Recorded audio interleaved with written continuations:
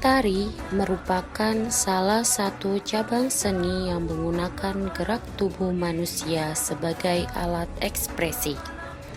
Seni tari merupakan ekspresi manusia melalui gerak ritmis yang indah. Ungkapan rasa adalah keinginan dari dalam diri seseorang yang melimpahkan atau menunjukkan rasa dan emosional seseorang tersebut. Sedangkan gerakan ritmis yang indah adalah gerakan tubuh yang disesuaikan dengan irama nada yang menggiringnya, sehingga menciptakan daya pesona yang memikat bagi yang melihatnya.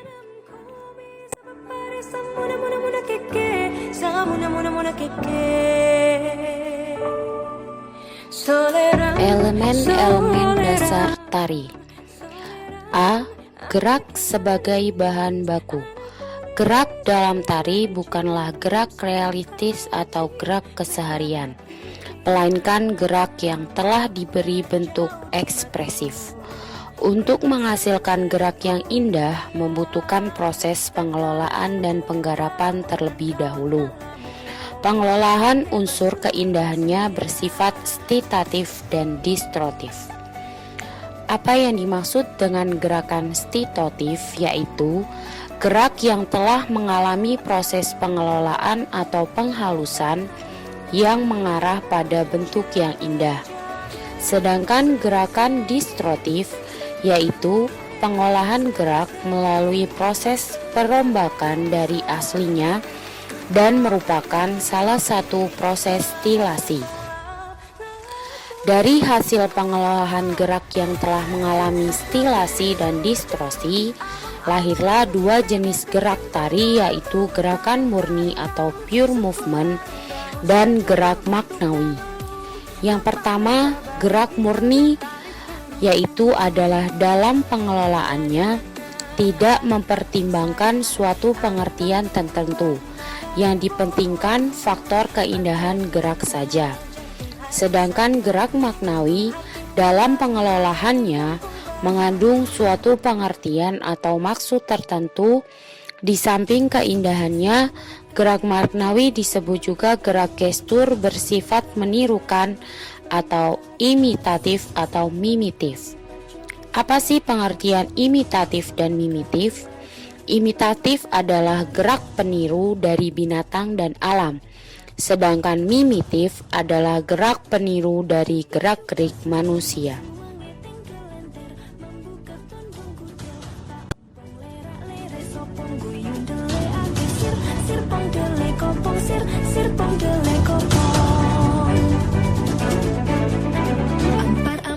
B. Tubuh sebagai alat.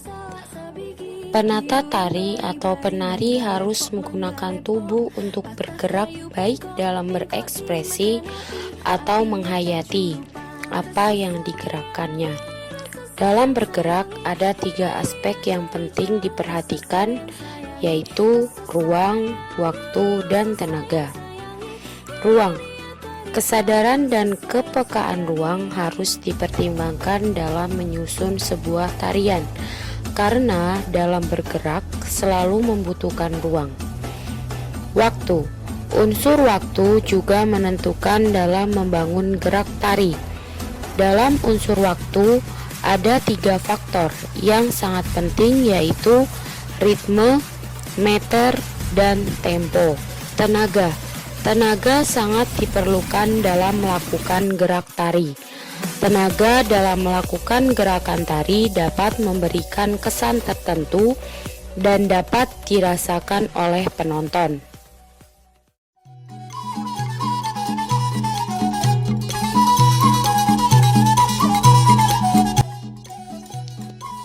Tiga, jenis-jenis tari.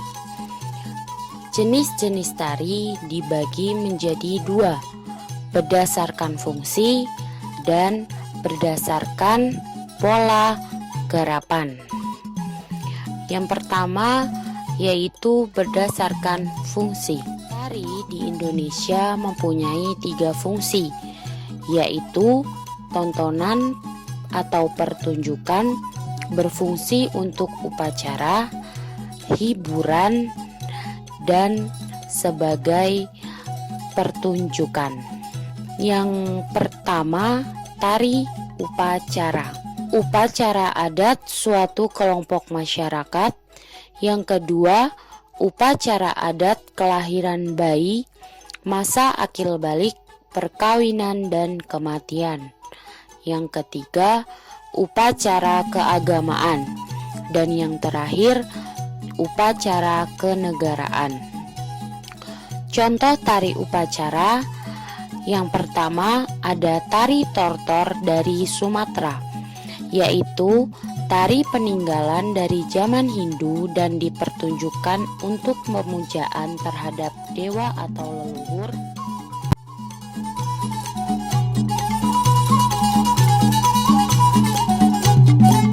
Yang kedua, hiburan. Tari gembira atau pergaulan termasuk tari hiburan atau social dance. Tari ini bukan mementingkan faktor keindahan, tetapi segi-segi hiburan dan untuk mengakrabkan pergaulan dalam suatu pertemuan, perayaan yang bersifat gembira. Tarian ini biasanya dilakukan berpasangan. Beberapa contoh tari hiburan diantaranya, yang pertama, tari ketuk telu dari Jawa Barat, yaitu tari pergaulan yang berkembang dari kalangan rakyat jelata. Gamelan iringan tari menggunakan 3 buah ketuk, 1 kecrek, 1 kendang, 2 kulater, 1 rebab, dan 1 gong. Penarinya sering disebut ronggeng.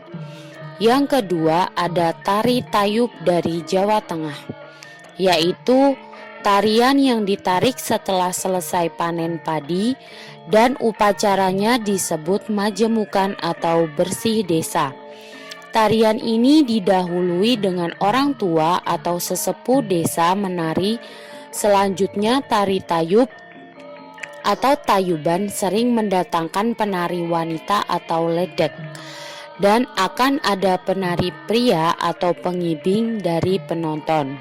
Yang terakhir yaitu tontonan atau pertunjukan. Tari pertunjukan sangat memperhatikan kaidah-kaidah seni pertunjukan. Fungsi tari ini sebagai tontonan, maka faktor penonton tidak boleh dilupakan dan di lain pihak harus memuaskan yang mempertunjukkan. Jenis tari ini dipertunjukkan di tempat khusus atau teater, baik panggung terbuka atau tertutup, panggung modern atau panggung tradisional. Oleh karenanya sering disebut tari teatrikal. Kaidah-kaidah yang harus mendapat perhatian pihak penggarap yaitu gerak tari, desain lampu, desain musik, desain dramatik, tema, kostum, rias, tata lampu, properti, dan dekorasi. Beberapa contoh tari pertunjukan dari beberapa daerah sebagian berikut. Yang pertama ada tari Keoseus dari Jawa Barat. Yang kedua ada tari golek dari Yogyakarta. Berdasarkan pola garapan.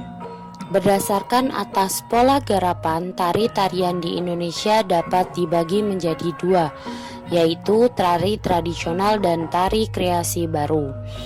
Yang pertama ada tari tradisional.